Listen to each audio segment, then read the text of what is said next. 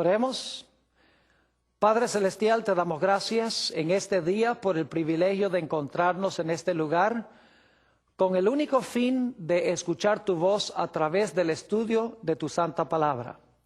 Pedimos, Padre, la conducción de tu Espíritu Santo y te damos gracias por escuchar nuestra oración, porque te lo pedimos en el precioso nombre de tu Hijo, Cristo Jesús. Amén.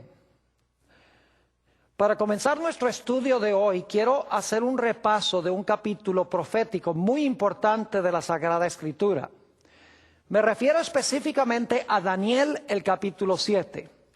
Y el repaso lo voy a hacer rápido porque quiero especialmente llegar a un poder que se conoce como el cuerno pequeño. En Daniel, el capítulo 7, tenemos varias bestias. La primera bestia es un león, que representa el reino de Babilonia. Luego tenemos un oso. El oso representa el reino de los medos y los persas. Luego tenemos un leopardo. El leopardo representa el reino de Grecia. Luego tenemos una cuarta bestia, espantosa y terrible. Esto se halla en el capítulo 7 y el versículo 23. Esta cuarta bestia representa al Imperio Romano. Y luego entonces dice la Biblia que en la cabeza de este dragón, de este cuarto animal, surgen 10 cuernos que representan las 10 divisiones del Imperio Romano. Y luego llegamos al momento cuando se manifiesta el cuerno pequeño. Quiero específicamente leer con ustedes Daniel, el capítulo 7, y los versículos 23 y 24 para captar el contexto. Dice allí, en el versículo 23, dijo así: la cuarta bestia será un cuarto reino en la tierra, el cual será diferente de todos los otros reinos, y a toda la tierra devorará, trillará y despedazará. Este es el Imperio Romano. Luego noten el versículo 24. Y los 10 cuernos significan que de aquel reino se levantarán 10 reyes o reinos. Es decir, de Roma se iban a levantar 10 reyes o reinos. Y esto sucedió precisamente cuando el Imperio Romano fue dividido como resultado de las invasiones de las tribus bárbaras. En realidad, esto sucedió para el año 476 después de Cristo. Y luego notamos en el versículo 24 que surge otro poder de la cabeza de esta cuarta bestia. Nuevamente el versículo 24. Y los 10 cuernos significan que de aquel reino se levantarán 10 reyes y tras ellos se levantará otro, el cual será diferente de los primeros y a 3 reyes derribará. Así que tenemos la cuarta bestia, luego la cuarta bestia le surgen 10 cuernos y luego en medio de los 10 un cuerno pequeño. Cuarta bestia es Roma. Los 10 cuernos son las divisiones de Roma que se completaron en el año 476 y luego tenemos el cuerno pequeño. Noten que el cuerno pequeño, según el versículo 25, gobierna cierto periodo de tiempo. Noten Daniel 7 y el versículo 25. Y recuerden específicamente los puntos claves porque volveremos a ellos después. Dice, y hablará palabras contra el Altísimo. Recuerden eso, el cuerno pequeño habla palabras contra el Altísimo. Y a los santos del Altísimo quebrantará, es decir, persigue al pueblo de Dios. Y luego dice, y pensará en cambiar los tiempos y la ley. Y entonces nos dice cuál será su periodo de dominio cuando declara en la última parte del versículo 25, y serán entregados en su mano hasta tiempo, tiempos y la mitad de un tiempo. Queremos hacernos algunas preguntas en cuanto a Daniel 7 y el versículo 25. Primero, ¿qué representa el cuerno pequeño? Segundo, ¿qué significa cambiar los tiempos y la ley? Ahora, debo decirles que en las profecías un día equivale a un año. Así que 3 tiempos y medio, 3 años y medio, multiplicados por 360 días cada año, que es el año profético de la Biblia, nos da 1260 días o 1260 años. Es decir, el cuerno pequeño iba a gobernar 1260 años, iba a hablar palabras grandes contra el Altísimo, iba a perseguir los santos del Altísimo e iba a pensar o intentar cambiar los tiempos y la ley. Ahora, mirando la historia, no cabe duda alguna de que este cuerno pequeño representa otra Roma, porque sale de la cabeza de la cuarta bestia que representa Roma. Es decir, este cuerno pequeño que gobernó 1260 años representa a Roma papal o al papado. Ahora, queremos estudiar qué significa el cambio de los tiempos y la ley. Para hacerlo, quiero invitarles que regresen conmigo a Daniel el capítulo 2 y el versículo 21. Daniel 2 y el versículo 21. En este versículo se nos dice que Dios hace tres cosas. Muy importante recordar estas tres cosas. Dice allí en Daniel 2 y el versículo 21, hablando del Señor, Él muda, se podría decir cambia también, Él muda o cambia los tiempos y las edades. Segundo, quita reyes y pone reyes. Tercero, da sabiduría a los sabios y la ciencia a los entendidos. Dios hace tres cosas. Uno, muda o cambia los tiempos y las edades. Segundo, quita reyes y pone reyes. Y en tercer lugar, da la sabiduría a los sabios y la ciencia a los entendidos.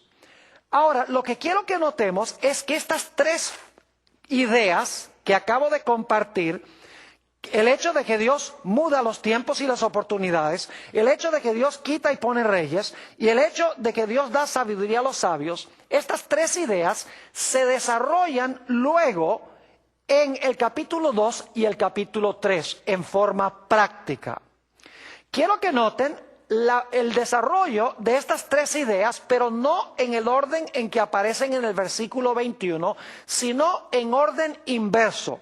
Es decir, se van a desarrollar no en el orden de que Dios cambia los tiempos y las edades, quita reyes y pone reyes y da sabiduría a los sabios, sino cuando se desarrollan las ideas, empieza con el hecho de que Dios da sabiduría a los sabios, luego continúa hablando de que Dios quita y pone reyes y luego termina hablando del hecho de que Dios cambia los tiempos y las oportunidades.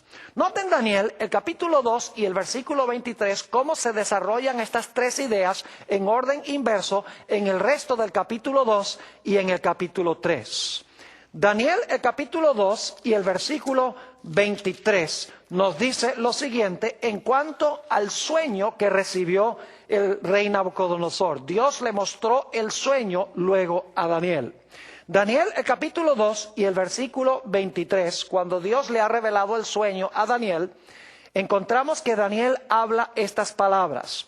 A ti, oh Dios de mis padres, te doy gracias y te alabo, porque me has dado, fíjense esto, porque me has dado sabiduría y fuerza, y ahora me has revelado lo que te pedimos, pues nos has dado a conocer el asunto del rey. Noten entonces la tercera idea que mencionamos en Daniel 2:21 se desarrolla aquí en el versículo 23, donde nos dice que Dios dio sabiduría a Daniel para saber el sueño y lo que representaba el sueño. Ahora, noten cómo se desarrolla la segunda idea, el hecho de que Dios pone y quita reyes. Daniel, el capítulo 2 y el versículo 37 y 38. Daniel le dice al rey, tú, oh rey, eres rey de reyes, porque el Dios del cielo te ha dado reino, poder, fuerza y majestad. Y donde quiera que habitan hijos de hombres, bestias del campo y aves del cielo, Él los ha entregado en tu mano y te ha dado el dominio sobre todo. Tú eres aquella cabeza de oro. Noten que Dios dice a través de Daniel al rey que Dios fue el que lo colocó para gobernar sobre Babilonia. Es un ejemplo de que Dios pone reyes y quita reyes. Ahora, ¿qué diríamos de la tercera idea? El hecho de que Dios cambia los tiempos y las oportunidades, o los tiempos y las edades, como dice aquí. Esta idea se halla desarrollada en Daniel, el capítulo 3. Allí encontramos en Daniel 3 que el rey Nabucodonosor levanta una gigantesca estatua que mide 60 codos de alto y 6 codos de ancho. Y es interesante notar de dónde el rey Nabucodonosor adquirió la idea para hacer esta estatua de oro. En realidad, en Daniel capítulo 2, Dios le había mostrado a Nabucodonosor cómo se iba a desarrollar la historia profética. Dios le había dicho a Nabucodonosor: la cabeza de oro eres tú, y luego después de ti se levantará otro reino de plata, que eran los medos y los persas. Luego se levantará un tercer reino de bronce, que eran los griegos. Y luego se levantará un reino de hierro, que representa Roma, las piernas de la estatua. Y luego le dijo: entonces, después de eso, ese reino se va a dividir en 10 reinos de hierro mezclado con barro, que representa a Europa en su estado dividido. Y luego Dios dijo que en los días de estos reyes, Él iba a establecer un reino que nunca iba a ser corrompido. A Nabucodonosor no le gustó nada este panorama profético que Dios había presentado, porque Nabucodonosor pensaba que su reino iba a ser eterno. Y por lo tanto, para contradecir el panorama profético que Dios dio en el capítulo 2, Nabucodonosor mandó hacer esta estatua completamente de oro. La cabeza de la estatua era de oro y representaba a Babilonia, pero Nabucodonosor dice: ¿qué es esto de que yo soy solo la cabeza de oro? Voy a hacer una imagen toda de oro, y de esta manera voy a demostrar que el panorama profético que presenta Dios no es correcto. En realidad no se van a levantar otros reinos después que el mío. Yo soy el que estoy en control de los eventos proféticos.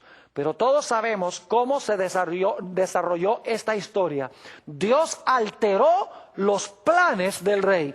Es decir, Dios alteró el panorama profético que presentaba Nabucodonosor, que era que el reino de él iba a permanecer para siempre. Y Dios lo hizo librando a los jóvenes del horno de fuego.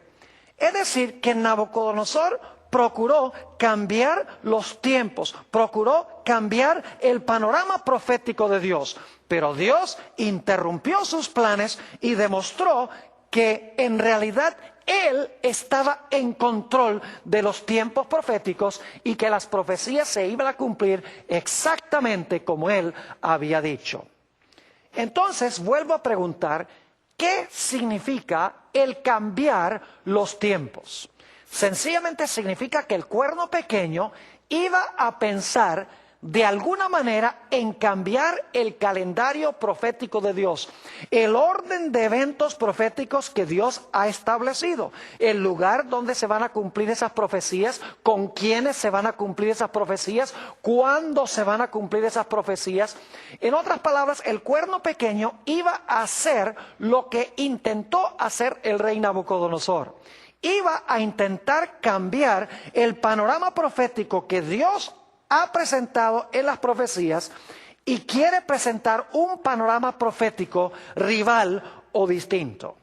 Ahora quiero leer algunos versículos de la Biblia a donde se usa la palabra tiempos, porque necesitamos entender que cuando dice la Biblia que el cuerno pequeño iba a pensar cambiar los tiempos, no está hablando de tiempo de calendario, no está hablando de horas y de días en forma común y corriente. En realidad, cuando usa la palabra tiempos, está hablando de los eventos proféticos que Dios ha colocado en su calendario.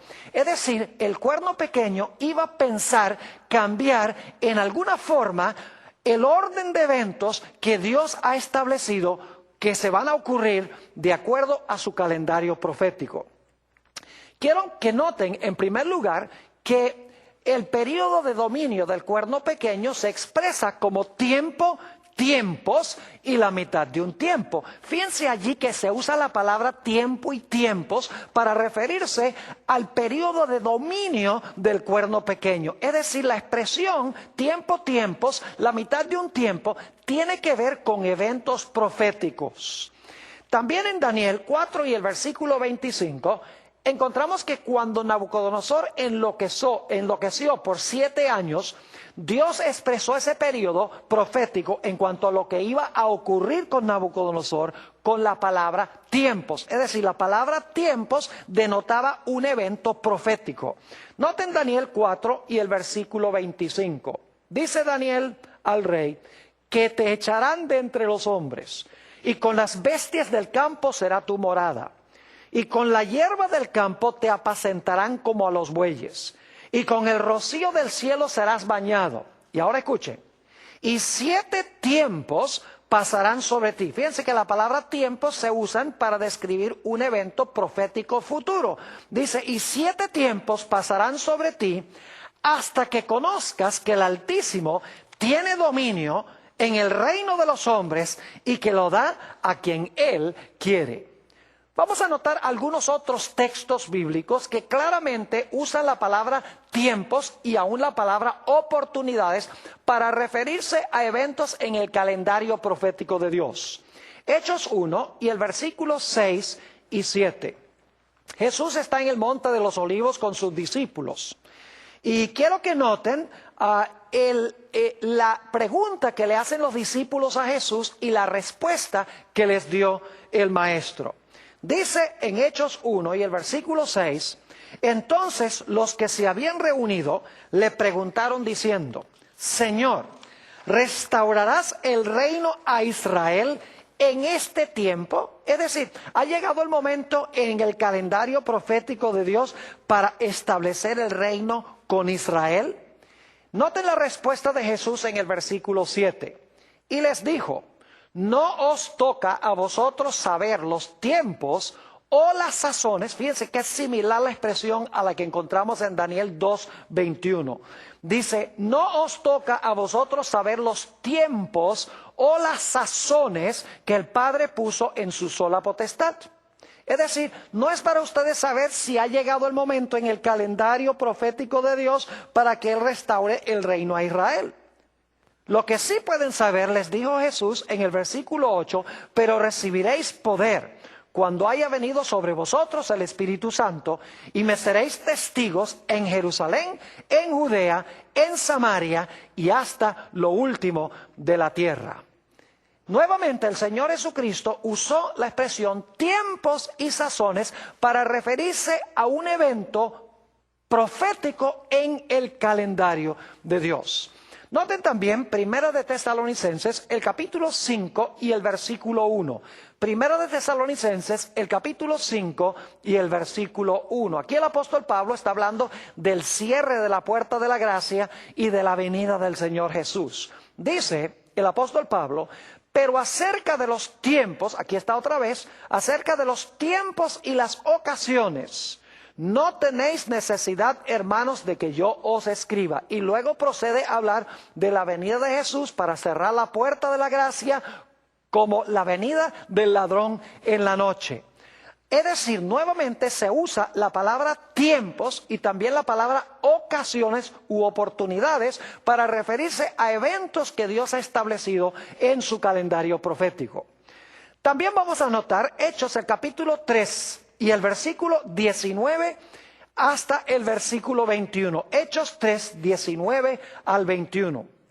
Dice aquí el apóstol Pedro en el día del Pentecostés, así que arrepentíos y convertíos, para que sean borrados vuestros pecados, para que vengan de la presencia del Señor tiempos de refrigerio. Fíjense que está hablando del derramamiento final del Espíritu Santo en la historia del mundo y se refiere a este evento con la expresión tiempos de refrigerio. Y Él envíe a Jesucristo que os fue antes anunciado, Aquí en de cierto es necesario que el cielo reciba, ahora escuchen esto, hasta los tiempos de la restauración de todas las cosas de que habló Dios por boca de sus santos profetas que han sido desde el tiempo antiguo. Nuevamente, 2 veces en estos versículos se usa la palabra tiempos para referirse a eventos en el calendario profético de Dios. El primer uso describe el derramamiento final del Espíritu Santo. Y la segunda expresión, tiempos, se usa en relación con la restauración de todas las cosas en la segunda venida de Jesús. También se usa en las profecías la palabra tiempo en singular para referirse a eventos proféticos. Noten Mateo, el capítulo 26 y el versículo 18. Mateo 26 y el versículo 18. Esto se está realizando en realidad en la fiesta de la Pascua que está por llegar. Dice, y él dijo, id a la ciudad a cierto hombre y decidle, el maestro dice, mi tiempo está cerca. En tu casa celebraré la Pascua con mis discípulos. Fíjense que Jesús dice, mi tiempo está cerca. Jesús se está refiriendo aquí al momento en el calendario de Dios cuando Él debía morir en la cruz. En realidad, en la profecía de las 70 semanas de Daniel el capítulo 9 nos dice que en toda la mitad de esa última semana el Mesías iba a ser cortado, el Mesías iba a morir. Y Jesús tenía que morir en el mismo día en que se celebraba la fiesta de la Pascua, en el día 14 de Nisan. Es decir, Jesús cuando usa la palabra tiempo, mi tiempo está cerca, se está refiriendo a un evento fijo en el calendario de Dios. Noten Lucas, el capítulo 21 y el versículo 24, otra vez se usa la palabra tiempos para describir un evento profético. Está hablando aquí de la dispersión de los judíos y cuándo va a terminar la dispersión del Israel de Dios. Dice, y caerán a filo de espada y serán llevados cautivos a todas las naciones. Y Jerusalén será hollada por los gentiles, ahora escuchen, hasta que los tiempos de los gentiles se cumplan. Fíjense que aquí se usa la expresión hasta que los tiempos de los gentiles se cumplan. Ahora surge la pregunta, ¿cuántos son los tiempos de los gentiles? ¿Será que Dios ha establecido un periodo de tiempo específico en su calendario que se describe como tiempos de los gentiles? Claro que sí. Quiero que noten en Lucas 21, 24 que hay varios elementos. En primer lugar, nos habla de Jerusalén. En segundo lugar, nos dice que será hollada. En tercer lugar, nos dice que será hollada por los gentiles. Y en cuarto lugar, será hasta que los tiempos de los gentiles se cumplan. Ahora fíjense Apocalipsis 11, 2 y 3, a donde aparecen las mismas 4 ideas, pero no usa la palabra tiempos en forma indefinida, sino que da un periodo de tiempo específico. Dice allí en Apocalipsis 11, 2 y 3, pero el patio que está fuera del templo, déjalo aparte y no lo midas, porque ha sido entregado a los gentiles. Fíjese el primer elemento, ha sido entregado a los gentiles. Y ellos hollarán, ahí está la segunda idea, pisotearán la ciudad santa, ahí está la tercera idea, la ciudad santa es Jerusalén, y luego dice 42 meses. Es decir, que la palabra tiempos en Lucas 21, 24 se está refiriendo a los 42 meses de Apocalipsis 11 y el versículo 3.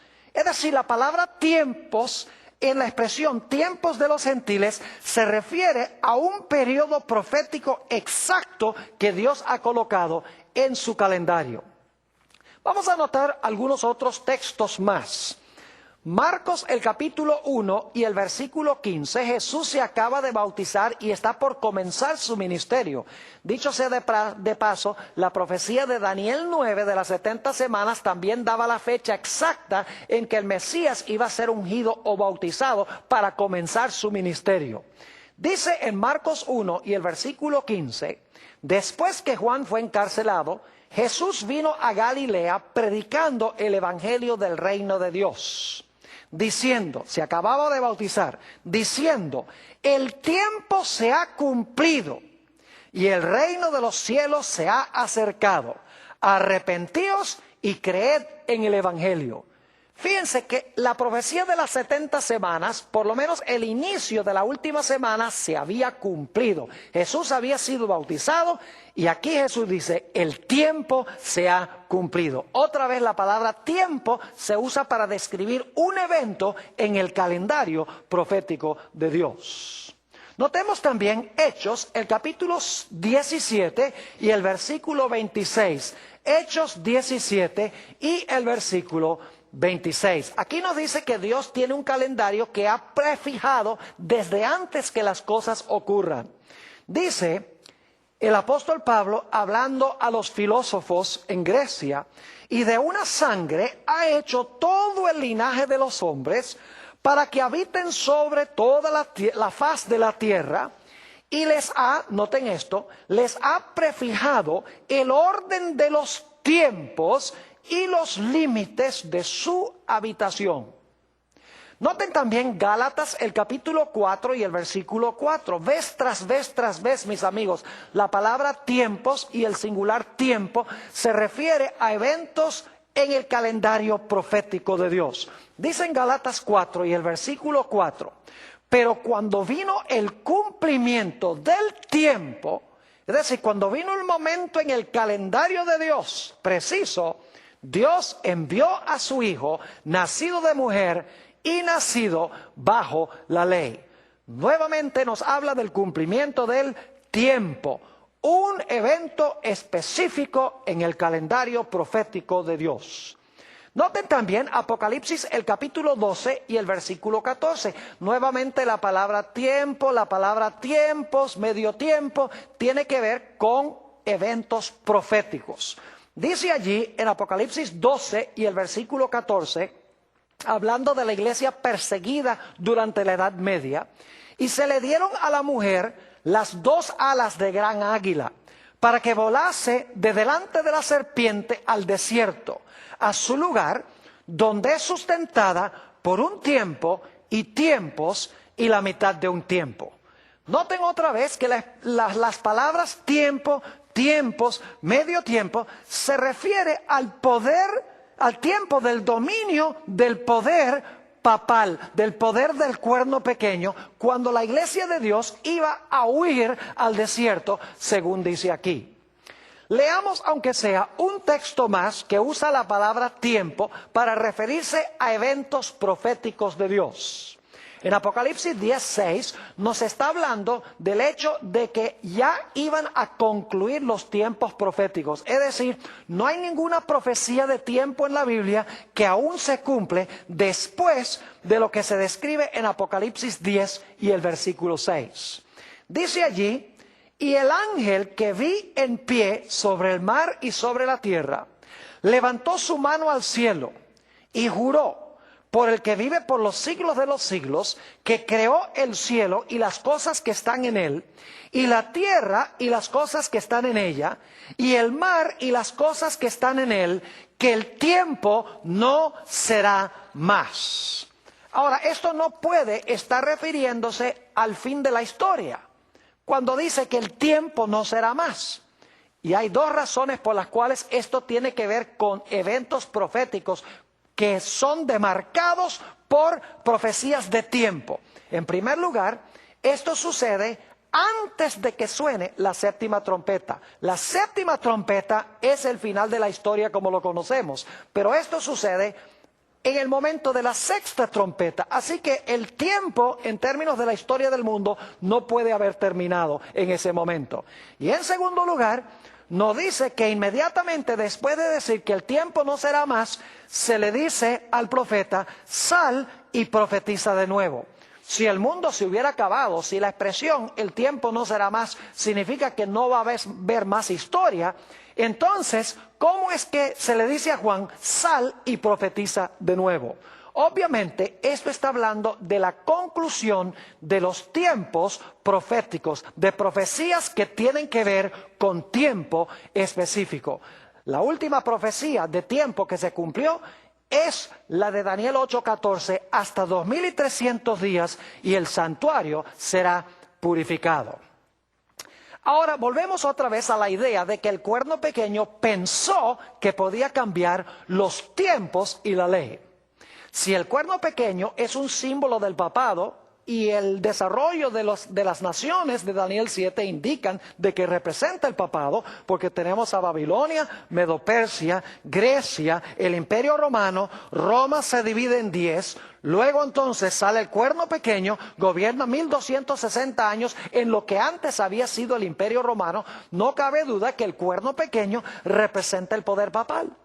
Entonces, en alguna forma, el poder papal durante el periodo de la Edad Media iba a intentar de alguna manera cambiar los tiempos, es decir, el calendario de eventos proféticos de Dios. ¿Con quién se iban a cumplir las profecías? ¿A dónde se iban a cumplir las profecías? ¿Y en qué manera se iban a cumplir esas profecías? La pregunta es, ¿intentó Roma papal cambiar los tiempos, es decir, cambiar el panorama profético de Dios? La respuesta es que sí. No tengo mucho tiempo para describir lo que pasó en la Reforma Protestante, pero la Reforma Protestante, iniciada, según los historiadores, por Martín Lutero, empezó a estudiar estas profecías de Daniel 7, de Apocalipsis 17, segunda de Tesalonicenses 2, y apuntaron el dedo hacia la Iglesia romana como el cumplimiento de estas profecías. Porque ciertamente el papado persiguió a los santos de Dios, habló palabras contra el Altísimo. En realidad Apocalipsis dice que habló blasfemias contra el Altísimo. Y blasfemia, según la Biblia, es cuando un mero hombre profesa tener poder para perdonar pecados y cuando un hombre en la tierra se proclama Dios. En alguna forma, Roma papal iba a intentar cambiar el calendario profético de Dios, que es lo que significa pensará cambiar los tiempos. ¿Y cómo fue que pasó esto? Cuando los reformadores protestantes estudiaron estas profecías y comenzaron a predicarlas, muchedumbres de personas y naciones enteras en Europa empezaron a abandonar a la Iglesia romana. La Iglesia romana vio, por lo tanto, la necesidad de contrarrestar la Reforma protestante. El primer paso fue convocar el Concilio de Trento, que duró desde 1545 hasta 1563. Pero de alguna forma había que revocar la forma en que los protestantes interpretaban las profecías, porque ellos seguían la secuencia: Babilonia, Medo-Persia, Grecia, el Imperio Romano dividido, luego entonces el cuerno pequeño que iba a gobernar más de 1000 años, y ellos estaban viviendo durante ese periodo. De alguna manera había que ofrecer una interpretación distinta que la interpretación que estaban dando los reformadores protestantes. Así fue que se levantó un individuo con el nombre de San Ignacio de Loyola y estableció lo que se conoce como los jesuitas o la Sociedad de Jesús. Eso fue en el año 1534. San Ignacio de Loyola expresó claramente que su intención era establecer esta sociedad para contrarrestar la Reforma protestante y para extirparla de la existencia. De los jesuitas salieron dos teólogos que dieron una interpretación diferente a las profecías que estaban dando los reformadores protestantes. El primero de estos se llamó Luis de Alcázar.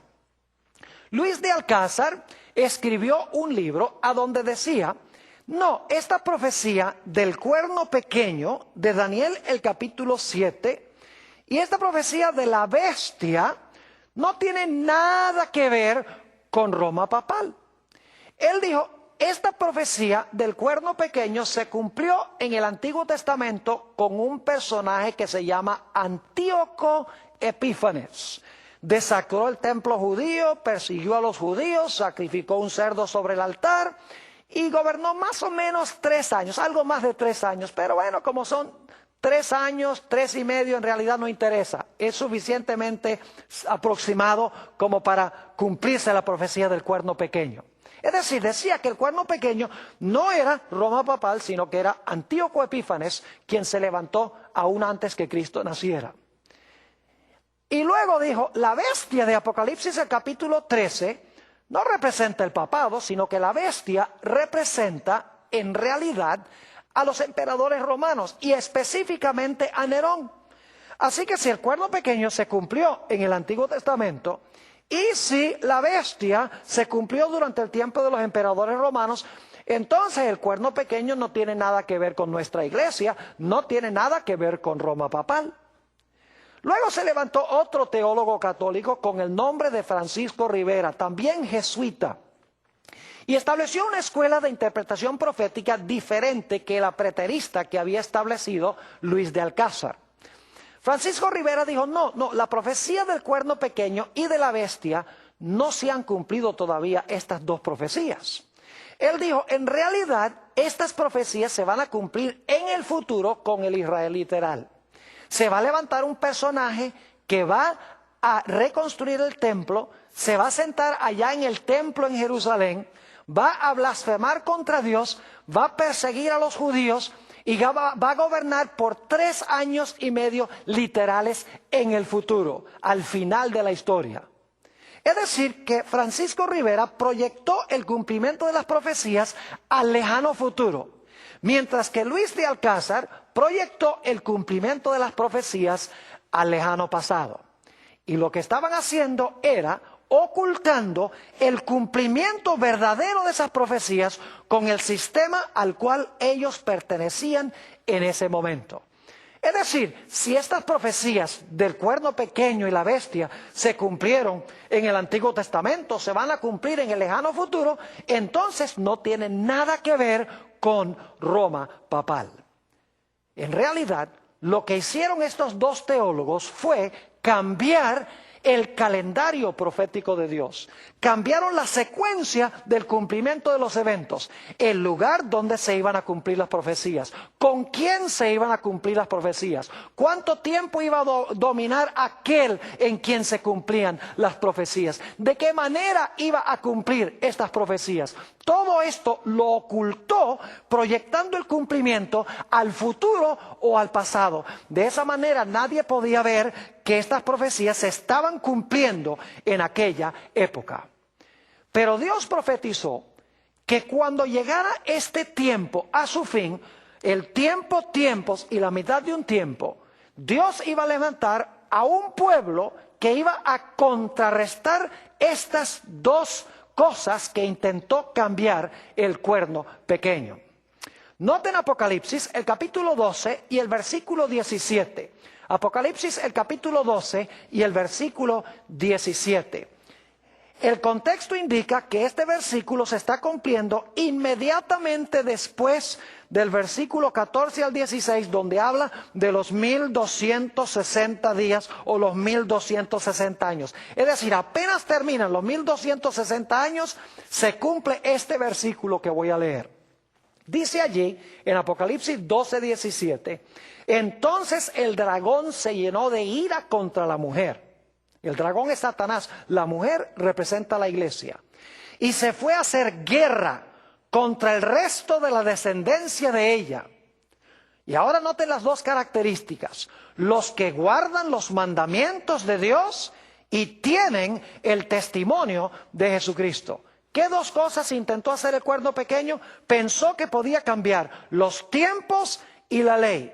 Al final de este periodo dice que Dios levanta a un pueblo contra el cual Satanás está enojado y guardan los mandamientos de Dios y tienen el testimonio de Jesucristo. Antes de seguir comentando sobre esto, debo decirles que la Iglesia romana también hizo el intento de cambiar la santa ley de Dios. Si ustedes van a una Biblia católica, van a encontrar que en Éxodo 20 y el versículo 8 al 11 dice que el séptimo día es el sábado de Jehová. Es decir, la misma Biblia católica dice que el sábado es el día de reposo. Y van a encontrar también en el segundo mandamiento que dice que no debemos hacer imágenes ni debemos inclinarnos ante esas imágenes. Pero si ustedes van a los catecismos católicos, van a descubrir que en los catecismos no aparece un comentario sobre el segundo mandamiento. El segundo mandamiento es sustraído de la santa ley de Dios. Y claro, cuando uno saca el segundo mandamiento, uno queda nada más con 9. Así que la Iglesia romana lo que hace es sacar el segundo. Esto es en los catecismos, no en la Biblia, porque en la Biblia está el mandamiento sobre las imágenes. Pero en los catecismos sacan el segundo mandamiento y para quedar con 10, dividen el 10º mandamiento en 2. No codiciarás los bienes de tu prójimo y no codiciarás la mujer de tu prójimo. Pero también en los catecismos dice que el mandamiento del sábado sencillamente significa santificar las fiestas. En realidad el 4º mandamiento dice que el 7º día es sábado de Jehová tu Dios. La Iglesia Católica ha profesado tener el poder para cambiar el día de reposo. Por eso guardan el domingo en vez del sábado. Es decir, que la Iglesia romana pensó que podía cambiar la ley de Dios, sustrayendo el segundo mandamiento en los catecismos y poniendo el domingo como día de reposo, y procuró cambiar también los tiempos proféticos de Dios, cómo se iban a cumplir las profecías, estableciendo un método de interpretación preterista y estableciendo un método de interpretación futurista. Pero Apocalipsis 12:17 dice que Dios iba a levantar a un pueblo en los últimos días contra el cual Satanás iba a estar enojado, un pueblo que guarda los mandamientos de Dios, incluyendo el 4º que fue cambiado, y que tienen el testimonio de Jesucristo. Ahora, inmediatamente nos preguntamos, ¿qué es el testimonio de Jesucristo? Bueno, noten lo que dice Apocalipsis, el capítulo 19 y el versículo 10. Apocalipsis 19 y el versículo 10. Aquí está hablando de Juan, quien se postra delante de un ángel que viene a él. Dice, y yo me postré a sus pies para adorarle. Y él me dijo, mira, no lo hagas. Yo soy consiervo tuyo y de tus hermanos que retienen el testimonio de Jesús. Adora a Dios porque el testimonio de Jesús es el espíritu de la profecía. Ahora sabemos que la expresión en Apocalipsis 12:17, donde dice que el remanente tendrá el testimonio de Jesucristo, significa que iba a tener el espíritu de profecía o iba a tener en su medio el don de profecía. Es decir, después de los 1260 años, Dios iba a levantar a un pueblo que iba a tener 2 características para contrarrestar las 2 cosas que intentó hacer el cuerno pequeño. En primer lugar, iban a guardar los mandamientos de Dios, incluyendo el mandamiento que intentó cambiar el cuerno pequeño.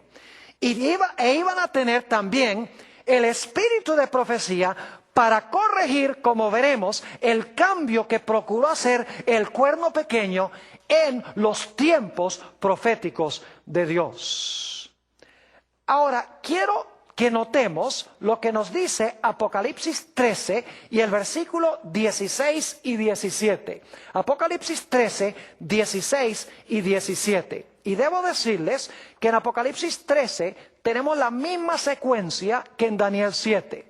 En Apocalipsis 13:2 dice que hay un león, hay un oso, hay un leopardo, hay un dragón que tiene 10 cuernos, y luego el dragón de 10 cuernos le da su autoridad a la bestia, así como de la cabeza del dragón salió un cuerno pequeño. Ahora, en Daniel 7, el énfasis es que durante los 1260 años, el cuerno pequeño iba a intentar cambiar los tiempos proféticos de Dios, el calendario profético de Dios, e iba a intentar cambiar la ley de Dios. Pero en el libro de Apocalipsis, el énfasis recae en lo que va a suceder en el futuro. Es decir, el cambio que hizo en la ley de Dios y el cambio en el calendario profético de Dios, en el tiempo del fin se iba a levantar para intentar cambiar eso, no solamente en Europa, sino a nivel global. Noten lo que dice Apocalipsis 13, 16 y 17. Dice, y hacía que a todos, pequeños y grandes, ricos y pobres, libres y esclavos, se les pusiese una marca en la mano derecha o en la frente, y que ninguno pudiese comprar ni vender, sino el que tuviese la marca, fíjense, el que tuviese la marca o el nombre de la bestia o el número de su nombre. Es decir, que esta bestia de Apocalipsis 13 iba a imponer la marca de la bestia. Ahora, ¿qué es la marca de la bestia? La marca de la bestia, y no tengo tiempo para entrar en todos los detalles, pero la marca de la bestia representa el cambio que se hizo en la santa ley de Dios. La Iglesia Romana dice, el cambio del día de reposo es nuestra marca de autoridad. Porque si nosotros podemos cambiar la ley de Dios, significa que el poder nuestro no es solamente humano, sino que nuestro poder también es divino. Es decir, que en el tiempo del fin, dice aquí en Apocalipsis el capítulo 13, que la bestia iba a imponer su marca, que es el cambio en la ley de Dios, e iba a imponer su marca bajo pena de no poder comprar ni vender, y bajo pena también de muerte, si leen Apocalipsis 13 y el versículo 15. Es decir, que en el tiempo del fin, esta bestia o el cuerno pequeño en su etapa final iba a imponer el cambio en la ley de una manera obligatoria, y de esta manera el pueblo de Dios, su vida misma, iba a peligrar. Pero ¿qué del cambio que procurará hacer en el tiempo del fin, en los tiempos? Noten Apocalipsis, el capítulo 16 y el versículo 13. Apocalipsis 16 y el versículo 13. Esto está hablando de otra bestia que se levantó de la tierra, se menciona en Apocalipsis 13, y esta bestia es la que impone la marca de la primera bestia. Ahora quiero que noten qué nombre se le da a esta bestia que se levanta de la tierra. Dice, y vi salir de la boca del dragón, y de la boca de la bestia, y de la boca del falso profeta, 3 espíritus inmundos a manera de ranas. ¿Cómo se le llama a esta bestia que se levanta de la tierra, que dicho sea de paso, impone la marca de la bestia, hace una imagen de esa bestia que gobernó 1260 años? Se le llama con el nombre de falso profeta. Tenemos, en otras palabras, en el tiempo del fin, las dos características que menciona Daniel 7 en cuanto al cuerno pequeño y lo que hizo durante los 1260 años. En Daniel 7 y el versículo 25 dice que el cuerno pequeño, que es la iglesia romana, durante los 1260 años, iba a pensar cambiar los tiempos, es decir, el calendario profético de Dios y la ley, específicamente el cuarto mandamiento.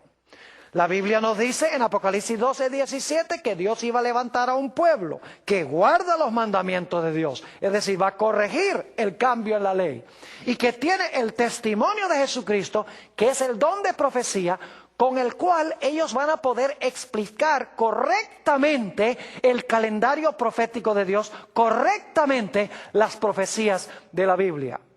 Pero estamos viendo en Apocalipsis 13 que los poderes opuestos al pueblo de Dios no se van a quedar con los brazos cruzados, porque la Biblia nos dice que esta bestia que se levanta de la tierra va a imponer la marca de la bestia, que es el cambio en la ley de Dios.